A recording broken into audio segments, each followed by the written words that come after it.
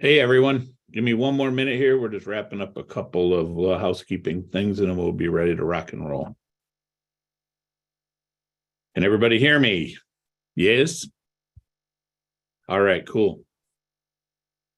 Love it if you like, if you're comfortable, love to have you turn on your camera so that I can see your beautiful faces. It's only fair you can see mine. If you can, that'd be awesome. But if you're not comfortable or, feel free to not. But I'd love it if you could.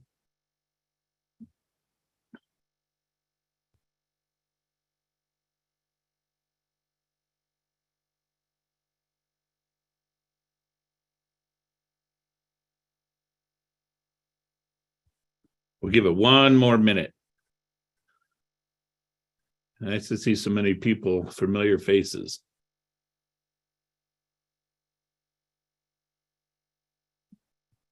So while we're waiting for people to get going, I am going to guess by this point, everybody knows how to use Zoom, but I don't want to make that assumption for everybody.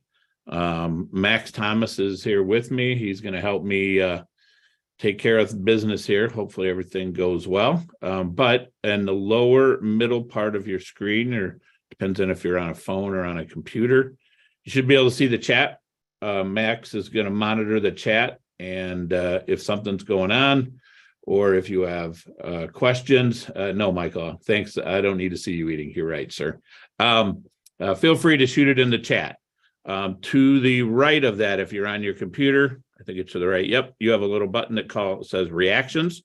If you have questions and want to raise your hand, if you just click on the reactions button, you can give us a thumbs up, hopefully not a thumbs down. You can raise your hand, and that way we know that you want to be unmuted and talk. So most of you probably already know how to do that, so no worries.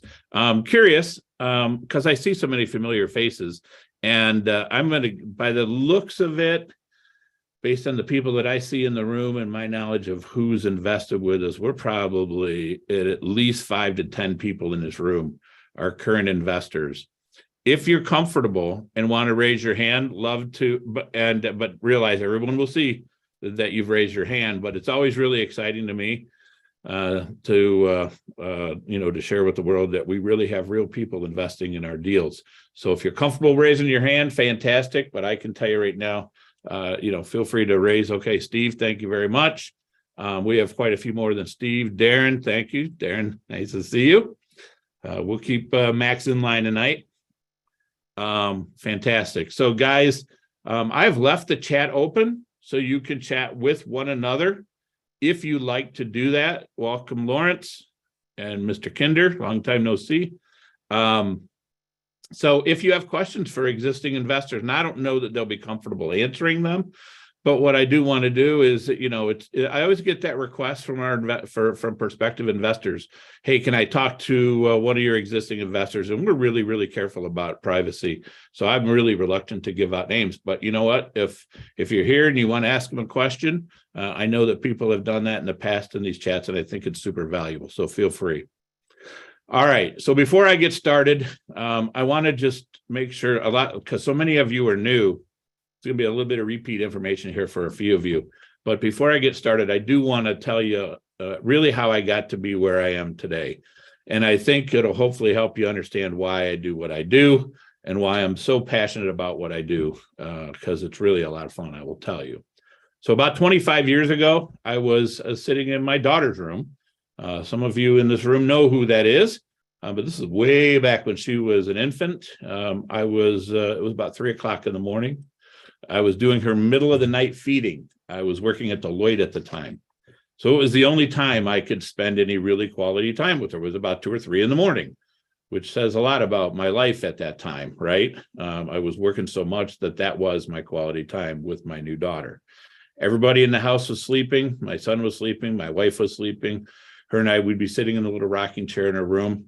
And it was really cool time, except one night it really kind of started to change for me because I started thinking about what I just said. Wait a minute. This is 3 in the morning and this is my quality time with my daughter. And that kind of stressed me out, right? I kept thinking about everything that I wanted for our life, our family's life, how much more time I wanted to spend with her. And I started thinking, man, at this rate, I'm never going to be able to see her play her basketball games, her football games, my son's baseball games. I just couldn't see a path where I was going to, based on where I was headed, put my kids through school without taking on a ton of debt. It just didn't seem to be heading in the right direction. You see, I was frustrated, really frustrated, because I thought I did everything right.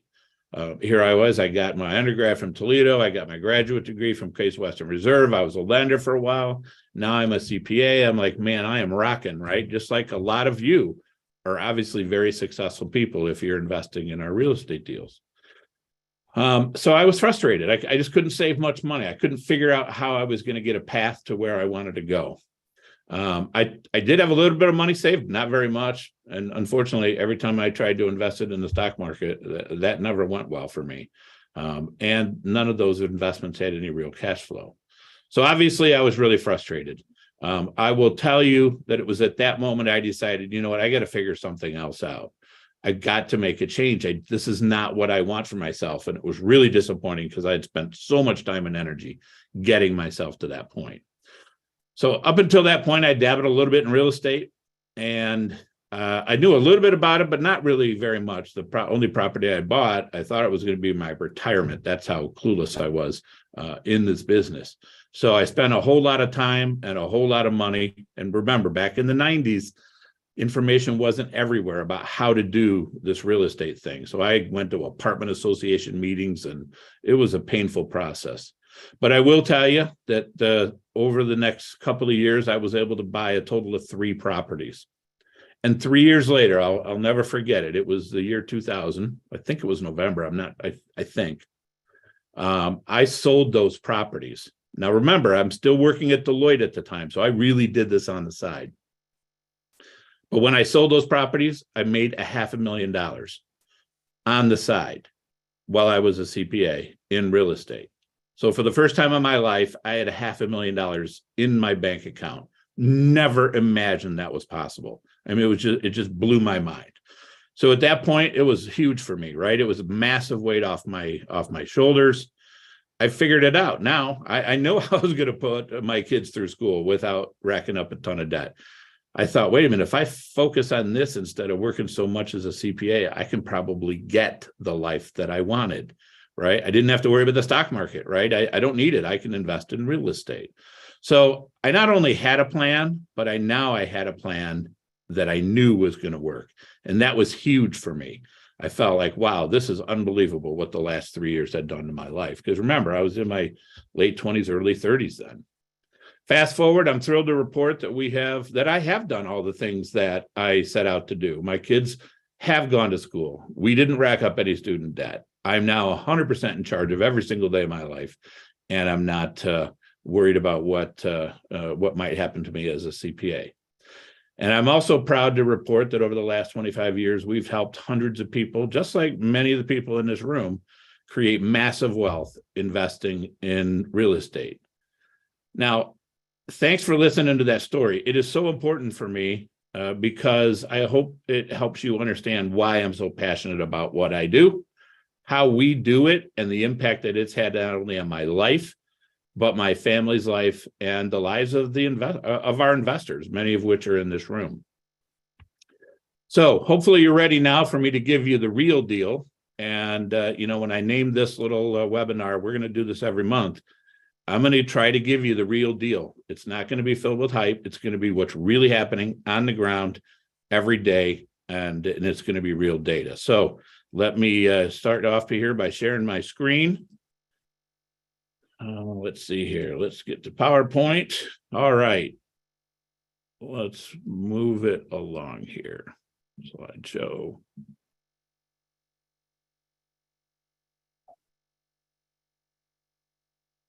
All right. Stand by 1 second. Oh, let's stop the share. Hold on. Something went wacky there.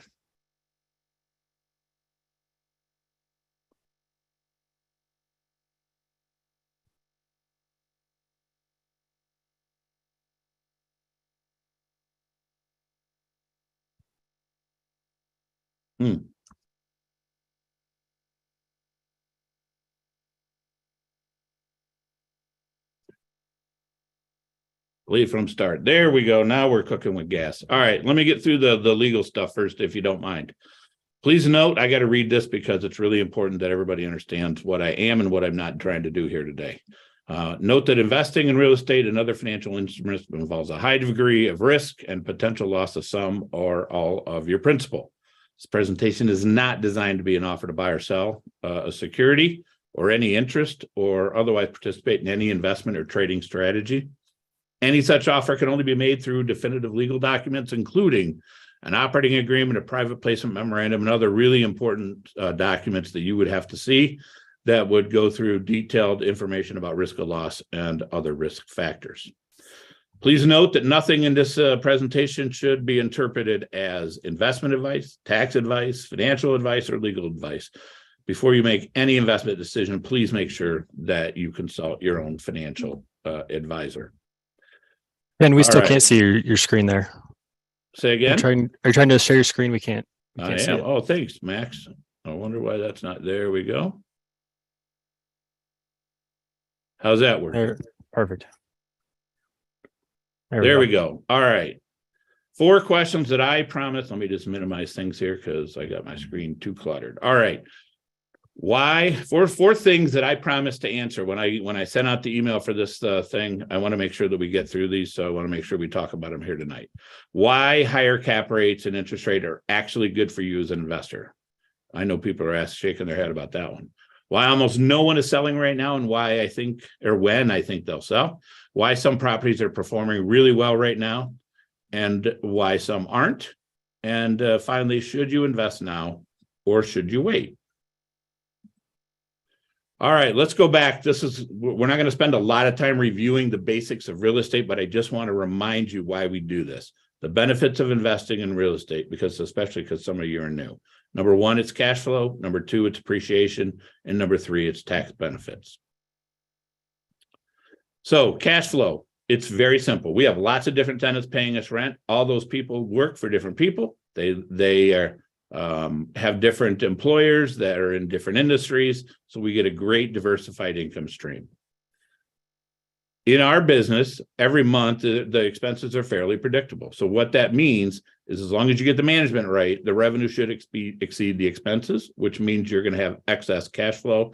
And that cash flow is paid to you as the owner. That's how the cash flow comes into it. It is not the biggest reason you're doing this, but it is an important part of why you would do this.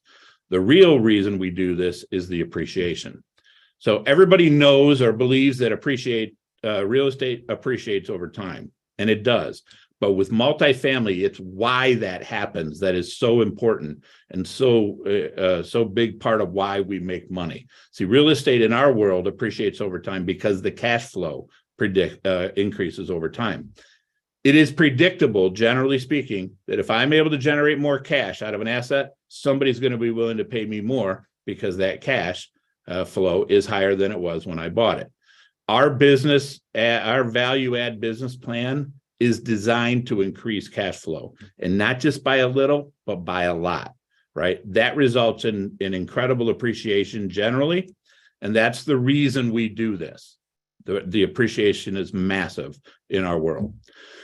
Now, the icing on the cake, if you've heard me talk for a while, you'll know I tell you, don't let the tax tail wag the dog, but this tax tail is not a bad one to have. In our world, it's one of the few investments left that are tax advantaged. The cash flow is not taxed currently when you receive it. It's because in our world, you get a K1, and that means we get to book depreciation deductions that basically zeroes out that cash flow income. And even though that asset is appreciating in value. So get that. The IRS lets you write off the cost of that real estate over a period of time, even though the asset is not going down in value, but going up in value. So that's a good thing. So that means when the cash flow comes to you, you have actual deductions to offset that. It's possible that these tax losses may flow through to your personal return. And even if they don't, when we sell these assets, capital gains tax is generally what's generated, and the capital gains rates are usually at least not much more than half of the ordinary income tax rate. So I think it was really important that I go back here to the basics so that you understand. Now, before I get into, remember I told you we're going to do the real deal here, right? I'm going to tell you what's really going on here at KRI. I forgot to announce, I am really proud that Max has helped me, and we have really been able to expand our reach here tonight.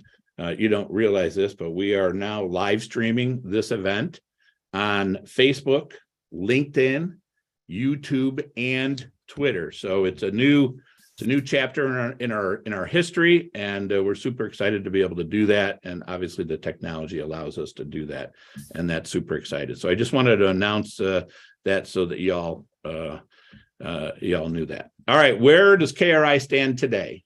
Up to this point in time, we've done $130 million in investments. We've raised $34 million from outside partners. That doesn't include my investments.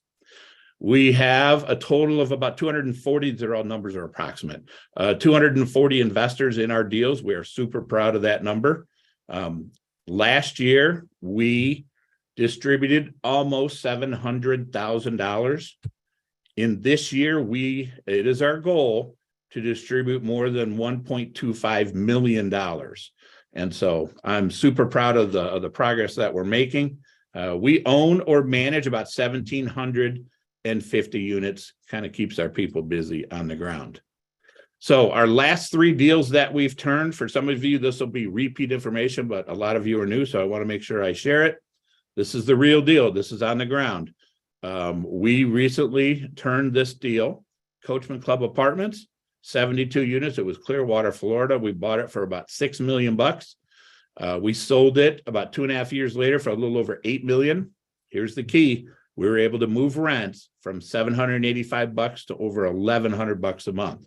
That movement in cash flow was able to generate our investors an annual return of 30% over that 2.5-year period. That's their return, not gross return. That's what they got for their own self. That means if they invested $100,000 in that 2.5-year period, we returned to them a total of $175,000. Second to the last deal that we liquidated, we sold just coming out of the pandemic, Belle Reeve Club, 104 units in Jacksonville. If any of you have been on our YouTube channel, and I would encourage you to go there because I'm putting a lot of stuff on there, but this one is called the Jacksonville Turnaround Story. That whole 20-minute video narration is about this deal. I give you awesome before pictures, after pictures. You can see exactly what we did, exactly why we did it, right down to why we painted the fence, the color that we painted it. So you kind of got in the weeds a little bit, but I think it helps you understand why we're so successful. We bought that deal for about $7.5 million, sold it 3.5 years later for a little over 13, and we moved rents there from $750 to $9.25. Our investors' annual ROI was about 22%. That means over that 3.5-year period, if they put in 100, they got back about 177,000. All right, the last one we sold, this is the last full cycle deal. We haven't sold anything since this one. Whispering Oaks Apartments, 75 units, teeny weeny town in Florida called Orange City. It's about maybe a half hour northeast of Orlando, right off I-4. Townhome style property, as you can see. I love townhomes. Most of you know that. It's just such a great place for people to live because a lot of people don't want to be apartment dwellers. And when you're in a townhome, you don't feel like you are. We bought it for $5 million, sold it 2 years later, actually 2 years in a month, sold it for $8 million. We moved rent from $700 to $850 there. Our investors' return annually was 36%. Again, put in 100, you got back $172,000 on that deal. Our last fund, we have not turned these deals yet. We have acquired these assets. We're currently managing these. So in our last fund, we deployed about $16.5 million. We bought 84 units in Tallahassee for a little under $11 million. That thing is screaming right now. Our income has increased by more than $28,000 a month. I'm super excited to tell you that. 234 units in Bradenton for about $41.5 million. We are currently getting projected rents plus $100. That property, and I'll share a little bit later with you, it continues to just do amazing. And then 55 units in Daytona, Florida, a little over $8 million, and we are also beating our projected rents there. As I alluded to before, this, by the way, is the picture of our clubhouse in Tallahassee. Just such a cool picture, I think. Last quarter, we distributed 300,000. Next quarter, we plan to do the same. I think I've kind of already talked about that a little bit. Part of the reason we're here is to talk about our current fund. We're going to get to the really good stuff here in a second, but our current fund looks very much like our last fund. We're in our capital raising process. It's going very well. When we do our funds and when we do our underwriting, we're looking for at least 15% annual rate of return to our investors. That's our target. I mean, there's not a guarantee there, but that's our target. Some of that return comes from preferred return, and some of it comes from the appreciation that you get with the asset. So in our world, if you're an investor with us, you get a preferred return of 6%, you get all your capital back, and then we get to an 80-20 split on the profits. A couple other benefits here, a couple other just useful pieces of information about our funds. If you're in our fund and we get another deal on the side, or we need extra money to finish the deal like we did in Bradenton, you get first right of refusal on any additional investments, and is typically at the same exact terms. It's going to depend on the deal, but if I can hold the terms exactly the same as the fund, then I try to do that. You need $100,000 minimum investment. Target hold period for each property is about 3 to 5 years. And we are targeting growth markets. That's all we look at. If it's not a growth market, we're really not going to look at it, because we spent the first 10 years of our life in a non-growth market, and it's a lot of work. Trust me on that. All right, the fees at the bottom, they're 1% acquisition, 1% disposition, and a 1.5% asset management fee. I think you'll find those fees are probably some of the lowest in the market. Now, I'm not going to go into a huge discussion about funds versus syndications, because I really want to get to some good stuff here for you.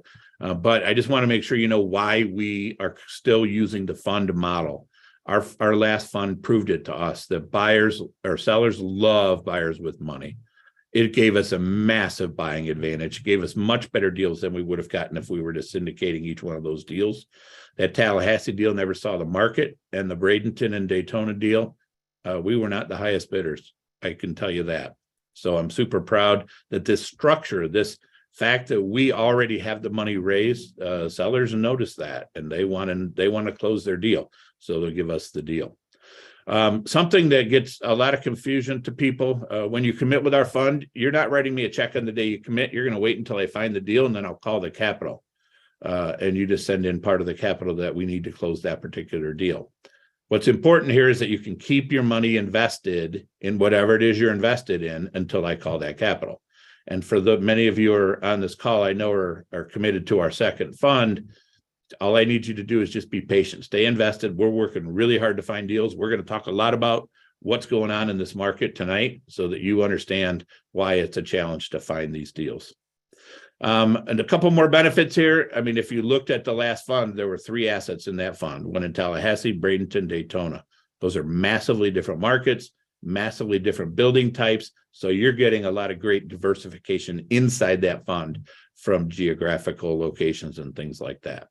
Finally, lower transaction costs are important because we only had to raise the money one time, right? We didn't have to go out 3 different times and raise money. So you benefit that, right? Because those expenses typically come out of the investors' returns. And then finally, sponsors always get paid last. We do that on our syndications, but in a fund environment, this is an interesting thing, unless I point it out, most people don't realize it. In a fund environment, I have to return all of the capital that you've invested in the entire fund. So then that last example, that whole $16.6 million has to be returned. You have to have gotten your preferred return on all of that. And only then do we get to the 80-20 split. So that is a truly backloaded business model. And I think that's really important that we put you first, and that's how we do that. Max, we doing okay? Doing good. All right, let's get into the real deal here. So before you can understand what's happening today on the market, I got to spend a minute just talking about the last couple of years.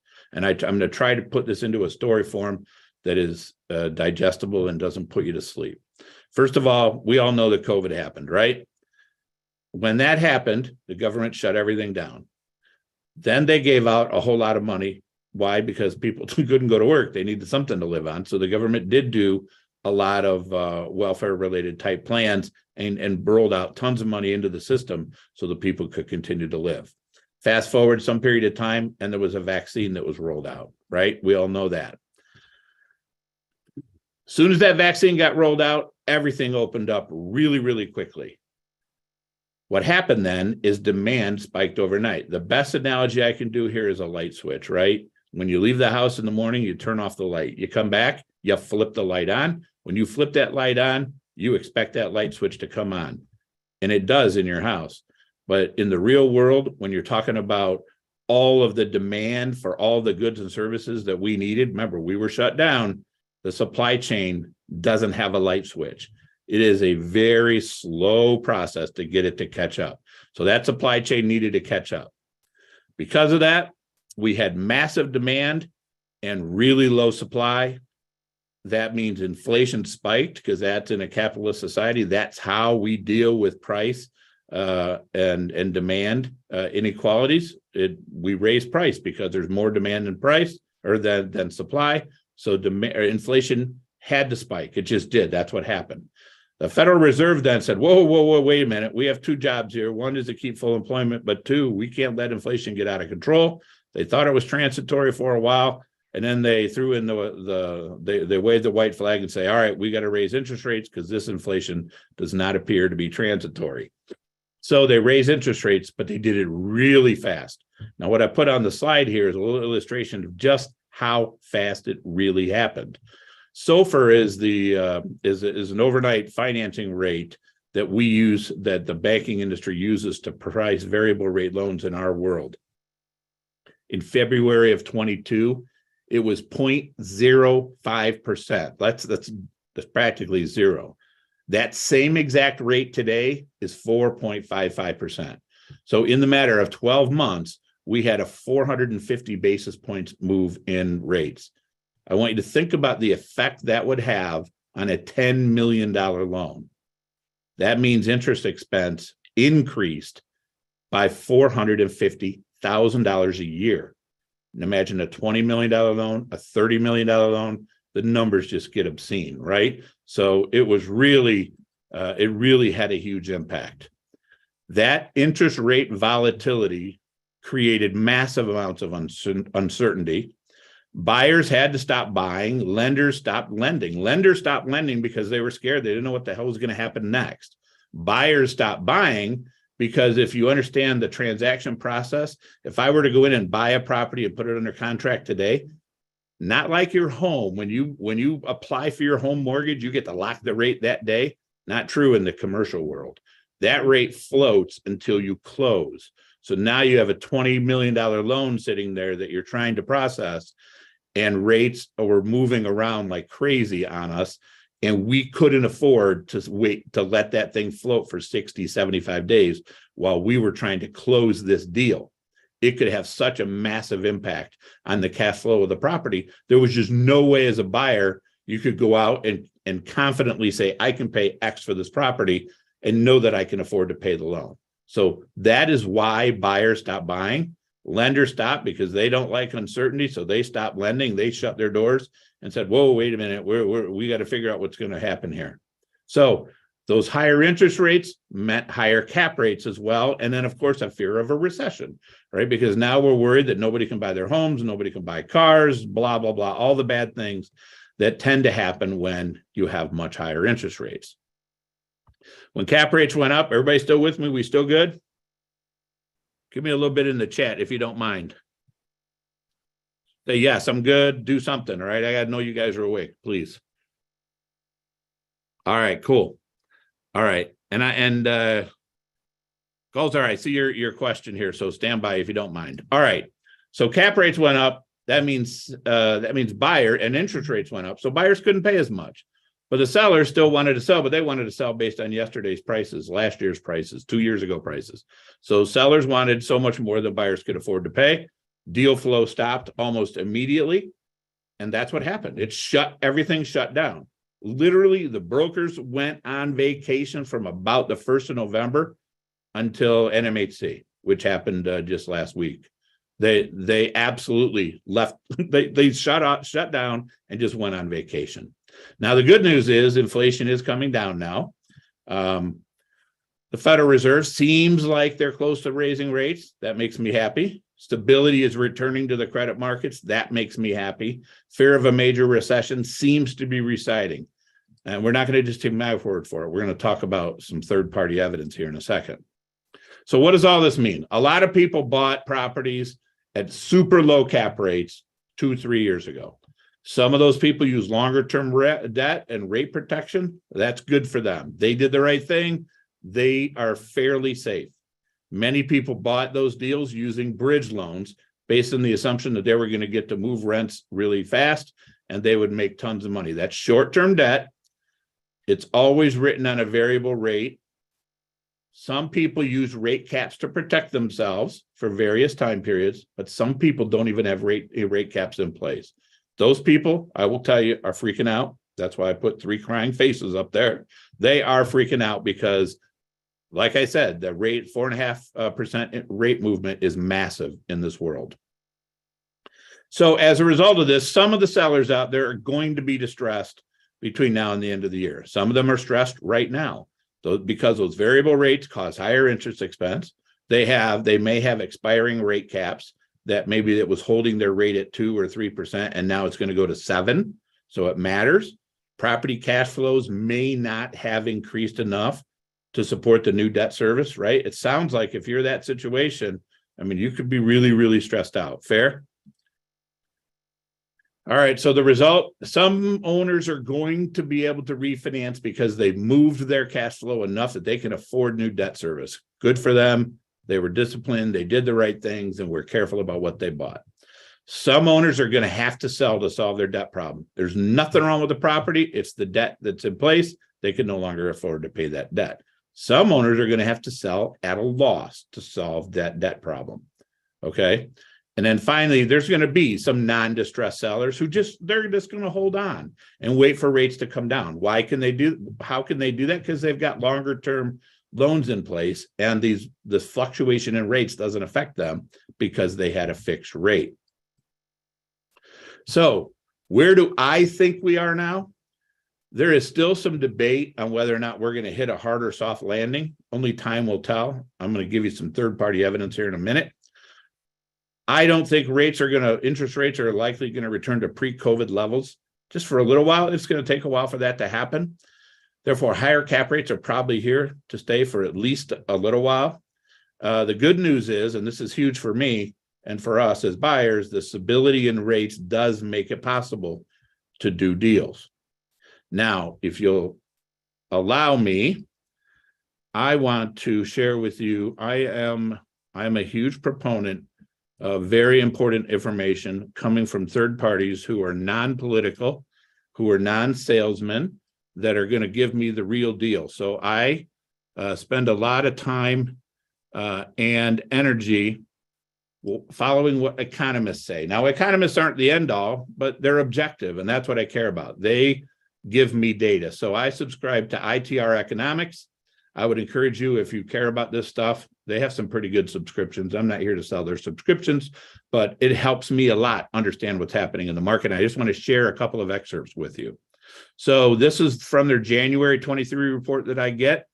Their long-term view is 23. So this is the value that I'm hoping to bring to you guys tonight, an objective view on what's happening in the economy. Slowing growth for 23. They're expecting some level of a recession in 24 and a recovery in 25. That's what they're expecting right now. Let me just go through the highlights here. So that's the January report. You can see it in the top right corner. Inflation. Boy, I might care about that, right? Now I'm reading from the report. We are forecasting inflation to average 3.6% for 2023, dipping back to the 2% range in the second half of the year. Wow, that's awesome, right?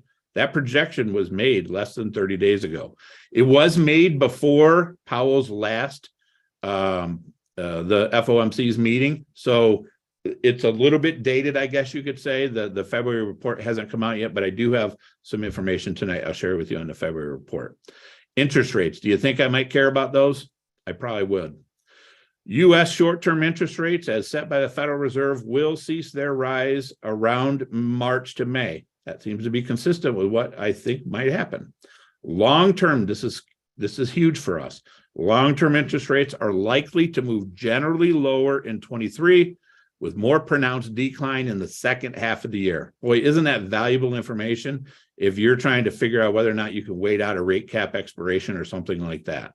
So that's what they said in 23. Here's the report I got just this morning, and I wanted to bring it into this presentation, hoping that you would consider it to be valuable.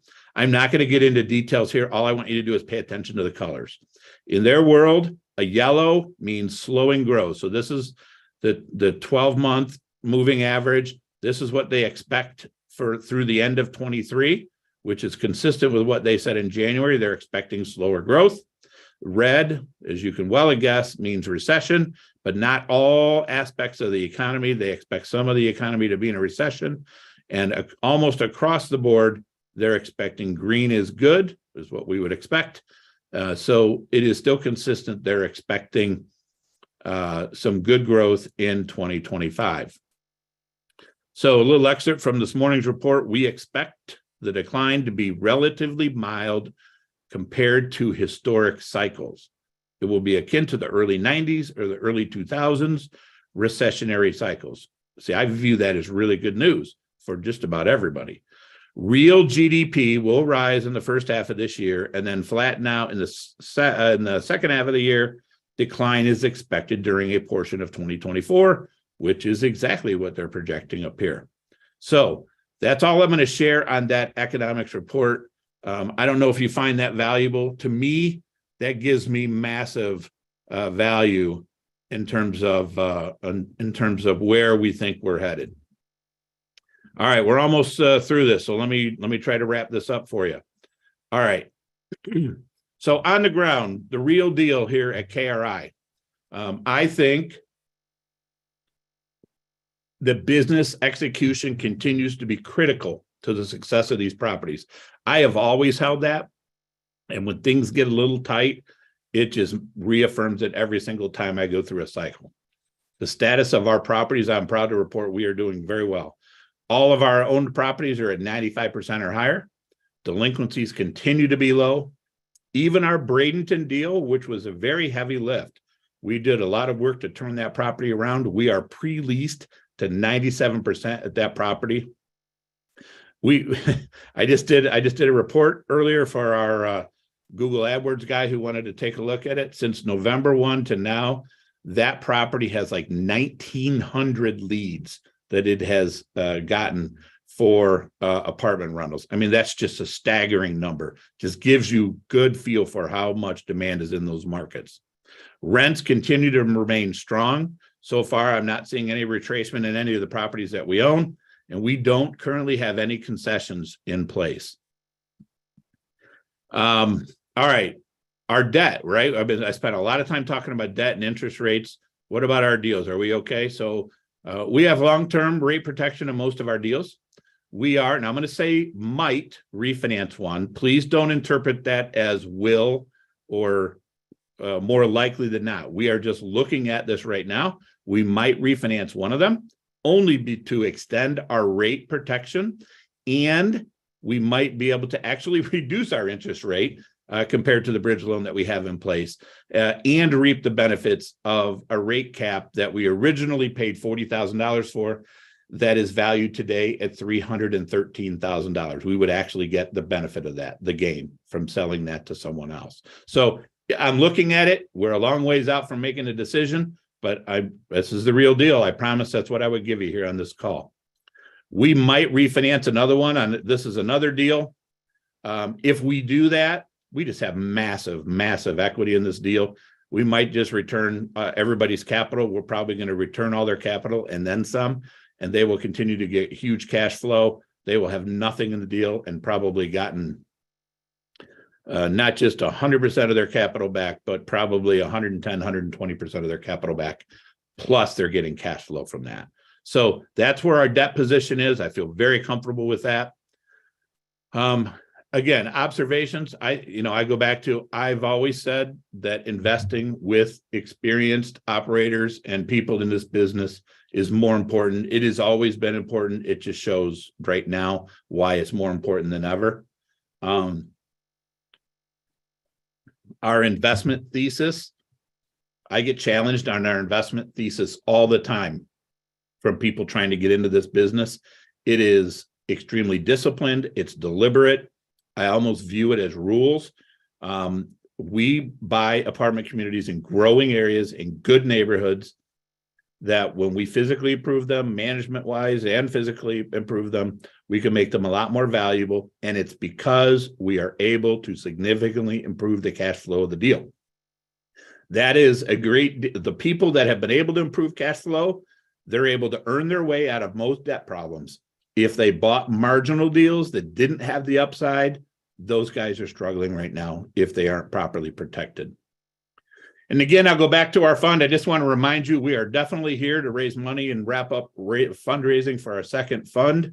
I've given you a lot about what our funds have been able to do. If you want, and I didn't put it in the slide, probably my bad, our entire track record, if you scan that QR code, our entire track record is right there for you to see. It's on Veravest. It's been vetted by Veravest. So you don't just have to take my word for it that we've done well in the past. Somebody else has looked under the hood, pulled back the curtain, and really vetted us in a huge way. So I always get the question, what do you do? All you got to do is reach out to us, have an investment call with us. It will be either with Max, Sherry, or myself.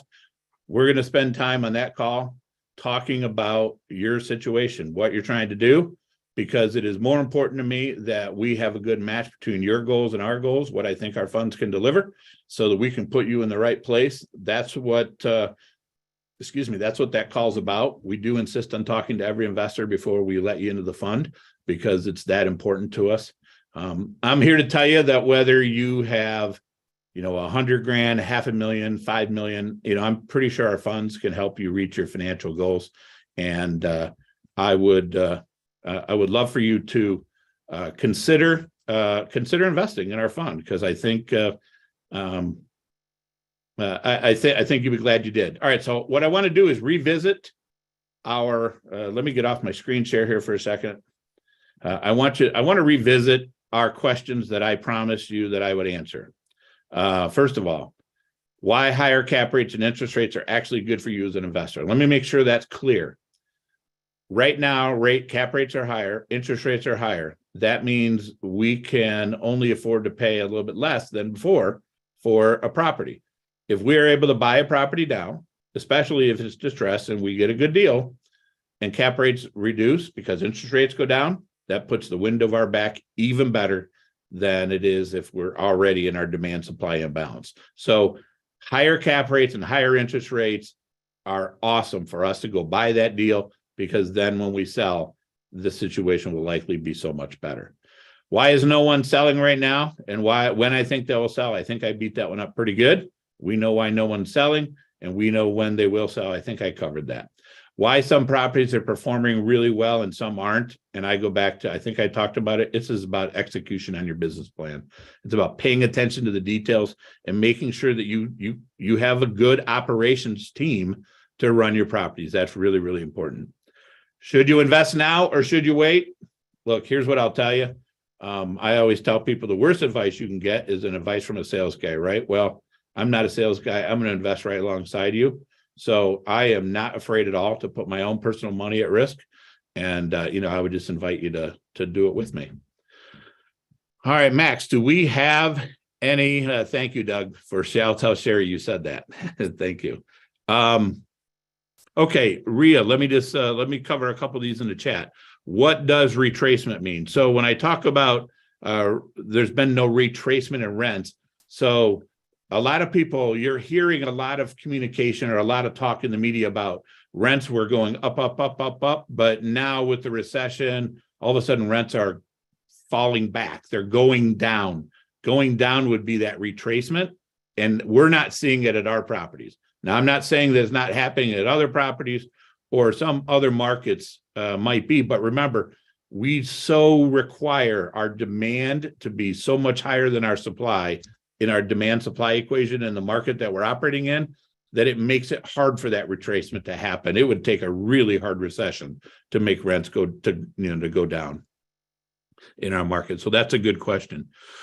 Do you think that there's enough rescue capital on the sidelines that will come in at a preferred position, will be expensive, but so they won't have to sell?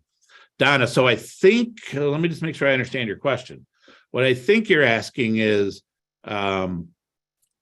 there a way out for most people, either by selling their property? Donna, is that where are you at, Donna? Can you raise your hand? I'd love to have a conversation with you. Oh, there you are. All right, unmute, kiddo. All right, there you go. Hello.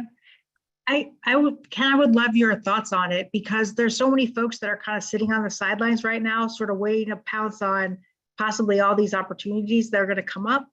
But then you just wonder if like all these preferred return funds are going to kind of insert themselves. It won't be fun for the people that own the properties, but they won't lose their positions. And so like, it's almost like, I don't know, you just wonder whether there'll be truly all these great opportunities or not. Yeah, so that's a really good question. I'm not a guy that lives at the extremes. I mean, a lot of people are pounding their fist on the table. This is the best buying opportunity in the history of the world, the universe, the galaxy, whatever, right? And I guess you could say that, but there are going to be some distressed deals. There just are. And what happens over time is that market stability needed to happen. And it is happening. And we just need to see rates chill and just relax so that we can buy in a more controlled environment. And there's lots of buyers out there. Now, what's important is the deals that we will do, we're going to stick to our disciplined approach and make sure that if we buy a deal, it's going to be one that's going to make money. I'm not going to rely, hoping and praying, I hope the interest rates go down because then I can make money. That's not how we're going to buy. That's not how we've ever done it. And we won't do that. Is there a lot of rescue capital? Yeah, there's a lot. I will say, I didn't share this with you earlier, but I got a text from one of a very good, solid source of mine. He's a lender. And he said that last month, ready for this? You got to think about what I'm about to say. Last month, 80% of the CMBS deals that were done were cash in refinances. Now, what that means is they went to the CMBS market. They said, I want to refinance my property. They got the appraisal. They underwrote the property and they said, we'll do the loan, but your loan was 70 million before. We're only going to lend you 50. We'll do the loan, but you got to put in $20 million to pay off that old loan. That is a cash in refinance. You're not used to hearing that term. So what I'm telling you is there is a lot of problems out there, and the people that have that, I used a big example of $20 million cash in refinance, but there are people that are able to fund those things, so they're okay, right? But the smaller you go, the lower you go in the totem pole, the much more thinly capitalized those assets are, and they won't be able to afford that. And that's when guys like, unfortunately, that's when guys like I come in with a fund already raised, and we're going to make a good deal and make it happen. I got you. Thank you. That was very helpful. You're welcome. All right. We like the emojis. All right. I'm just looking for questions here. I've got a question. Okay. Bottom comment. It says, please describe the aims and goals of the current open fund. Yeah, the aims and the goals of the current. So it is a rinse and repeat fund. When I say that, we are going to take the exact same business model that we have used for the last 25 years and continue to do it. We're going to look for value add deals in good neighborhoods that we know we can move rents and therefore make the property more valuable. That discipline, that model, that business thesis, investment thesis works all the time. Because we're so disciplined on it, we don't have any loans in trouble. And that makes me really happy. And I will tell you, there is zero chance that I was projecting a 450% 50 basis point increase in rates. Nobody on the planet was expecting that. No one, nobody. So you can't even blame the guys and gals that are kind of caught in this, right? I'm just telling you, though, that I have been accused of being too conservative, but it's why you saw the returns that we've generated on the deals that we've turned. And some of the investors in this room, I know, have been in deals that we've turned, and these are the real deal. I mean, it's why, it's my job. You're gonna show your confidence in me, and I'm gonna do my damnedest to not let you down and make sure I hold the line on our rules so that I can put us in the best position to make money. Thanks, DJ. All right, any other questions? All right, so if anybody's interested in a replay, we will send it out. Let me know. I hope that at least a couple of you might be interested in our fund. Reach out to me or Matt. I have the QR code on my background. Just scan it. It'll get you there so that you can get on the horn with us. Okay, DJ, you registered for it. As long as you're registered for it, we have you what you need. All right. Are rents going down in your target locations? For example, the observers and prognosticators are saying rents are going down in Jacksonville. Yeah, first of all, I'm not in Jacksonville. It's going to depend on where in Jacksonville. This is where the market matters, the neighborhood matters, right? I like to be, if you look at a clock, I like to be between 3 o'clock and 6 o'clock in Jacksonville. That's just where I like to be. Bell Reef Club was right in the middle of that. And as long as you're in the better parts of any area with all these demand drivers, right? Diversified demand drivers, you're going to be okay. I'm sure there are parts of Jacksonville that are struggling. Here's what will happen. As guys, see, this happens every single cycle. The first thing is I know a cycle is happening because my property management phone starts ringing off the hook. Can you manage my property? Can you manage my property? Can you manage my property? The guy's not doing it well enough. See, when things are going up, it hides a lot of mistakes. It hides a lot of inefficiencies. But when things starting to tighten up, then those things are exposed. And it happens every single cycle. It's happening again. So what happens then is people are struggling with operations. So now because they're not operating the property well, they're not giving their people good service. The people leave. Now they got to fill the vacancies, but now they got a reputation issue. So now people have to lower the rents to get the people back. You see what happens? It starts to become a cycle, is what really happens in this. Now, are there markets that are declining? Yeah, probably. There are parts of Jacksonville, but I mean, you just study your neighborhood and make sure you don't find yourself in one of those neighborhoods. So we are not seeing it in Bradenton. We are not seeing it in Daytona. We are not seeing it in Tallahassee.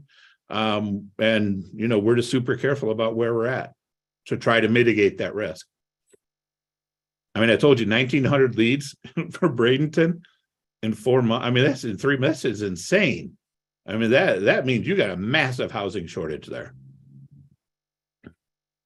Great question. All right. Anything else? All right, guys, this has been awesome. I can't thank we got one more question. Oh, yeah. Court Olson in the chat, he said, missed the early part of the presentation. Are we looking outside of Florida? Yes, excellent question. We are. We're holding the line on the rules, though. We are looking in the other growth markets outside. I'd love to come to the Carolinas. I like the Carolinas. We just got to make sure that we understand the market there, and we got to find a deal. So one of the challenges, I didn't talk about this, but one of the biggest challenges we're facing is deal flow. I mean, when the brokers go on vacation for 2 months, there's no deals, man. They went to NMHC out in Vegas. I think most of you know what that is. That's a huge national multi-housing conference that the brokers save all their listings for that. So they can go meet with all the buyers, and it is a whole deal. They literally went there and talked about nothing. They had no deals to talk about. None. I mean, I hear them complain to me every day. They're beside themselves. So deal flow is tight everywhere. So that's why I need to look outside of the state of Florida to find the good deals. And we're just going to be really careful and picky about that. Great question, Court. All right, what do you think about Phoenix, Texas? Lots of multifamily in progress there. Yeah. So DJ, let's talk. I want to, your question has a little, absorption, new inventory, overbuilding kind of connotation to it. So I think that might be where you're going with this, but I want to talk about it. And the reason I want to talk about it is, remember I said every part of our business plan is super deliberate. We buy B-class properties. So when areas like Florida, like Phoenix, like the Carolinas are growing, there's wealthy people moving into those areas, but most of those people moving in are not wealthy. They're ordinary people, just normal people that want a really nice place to live. Well, the builders are taking care of the wealthy people coming in because they can afford $3,000 and $4,000 a month rent. That's not the game we play. You see, most of the growth is in the B class. So that's why we stay there, that we stay where most of the people are. And so if they want to overbuild a little, if I get massive overbuilding, then I care. But builders always overbuild when there's growth. They just do. I don't know why they do it, but they do it every single cycle. And so what happens is, if it gets really, really overbuilt, they'll come down and try to take some of our tenants away. That happens a little bit. Usually doesn't last long because they can't really afford to function like that. But their rents are usually so much higher than mine that somebody, think about it, just a normal person needs a place to live, $3,000 a month, or they can live in a really nice property that isn't quite as nice, but it still has a pool and a tennis court and a fitness center and a business center and an Amazon locker and, an outdoor TV and outdoor grill. I mean, good Lord, what more do you need, right? They'll do that for $1,000 less all day long. So I like it when they build because then I use that to draft off of, and I manage that delta between the brand new stuff and what I'm charging. And what usually happens is they pull me up with them because I'm not going to let that delta get to be 1,500, 2,000. I just don't. That would be silly. So I call it like it's a huge sucking sound that just brings everybody up with them. So that's a really good question, DJ. Very insightful. I like Phoenix. I like Texas. Houston, I'm not as huge a fan of, but I like it. It's okay. It's just rents don't move as much in Houston, or at least it doesn't seem to be. More work to be done there. Dallas is growing. Phoenix is growing. In fact, there's somebody on this call who's working hard to find us a deal in Phoenix. I don't know if he's still here. I saw him earlier. There he is. Yep, he's there. I won't call him out, but yeah, he's on this call right now. All right. Anything else, Max, that I missed? Don't believe so. We all good, guys? Wait, when rents are raised in the current properties, are the tenants staying or are others coming in? Great. All right. So, Court, let's talk about how we handle renewals. So let's use our Tallahassee example. We have people that were somewhere between anywhere from $300 under market to $700 under market. I mean, that's crazy money. And we know this because we did a rent survey. We shopped all the competitors. So on a renewal, we would typically recover half of what we call our loss to lease. So if you're $400 under market, we're going to raise your rent $200. And at first, they'll get a little stressed out. Well, what they do is they go looking around then and realize, oh, Jesus, I'm still getting a hell of a deal. I'm not moving. Okay. And they stay. Some do, right? Because some are really price sensitive, but most of the time those people will stay. Okay. Then the second year, we're going to catch the rest of it up is typically what we would do. Now, if they do move, what do? We get the whole $400 because now we rent to a brand new person off the street. They know what the price is. It's completely painless. Nobody even notices it. Did that help you, Court? Hopefully it did. It's Gulzar, right? Okay, so Gulzar, what cap rates are buyers paying today for B class properties? It is going to depend on the neighborhood, the area. I will tell you that right now, they're in most of the markets we're looking at, you're probably in the low fives, somewhere in the fives. What they don't want is to have something called negative leverage. Negative leverage is when you're buying, let's say you buy at a 5 cap, but your loan is 6%. Well, that's negative leverage. That doesn't mean you're actually going to lose money. That means that the lender's going to pretend half the deal at 6%. Your investors, they too want 6%, but there's not enough money there because you paid a 5 cap. So the investor just has to accept less. So what happens, that's the reason when rates go up, cap rates kind of come up with it. Now, here's the thing about really, really high demand areas like Florida. It doesn't move up basis point, point for point. It doesn't work like that. Why? Because Florida is growing so rapidly. So many people want to be in Florida that people will squeeze and say, you know what? I'm willing to wait for that return because I know it's going to come in a high growth market like Florida. All right. That's huge. That's huge for me. Now, in a weaker market, you'll get people that will, the cap rate, if rates go up 10 basis points, cap rates will move 20 or 30 basis points, right? Like I think about Cleveland. It doesn't have that demand supply setup that I love. So when interest rates go up, the cap rates not only went up to match, but they went up more because people now got stressed. And Cleveland turns back into, when there's a threat of a recession, Cleveland turns back into a cash flow only market that people only buy in it for the cash flow. And so now they're like, look, we're not going to accept a low cash flow now because we don't think we're going to get more appreciation. We need more. So the cap rates actually go up in those kind of markets. So a lot of stuff going on here. It goes back to, there's only so much you can digest. I mean, I think, sometimes I probably am guilty of oversupplying information. I'd rather have you be informed. Just know that that's our job, is to put all this stuff together and to do the best thing we can to mitigate all the risks. I mean, when you invest in the stock market, the number of risks that you take on there are even 10 times what they are in the apartment world.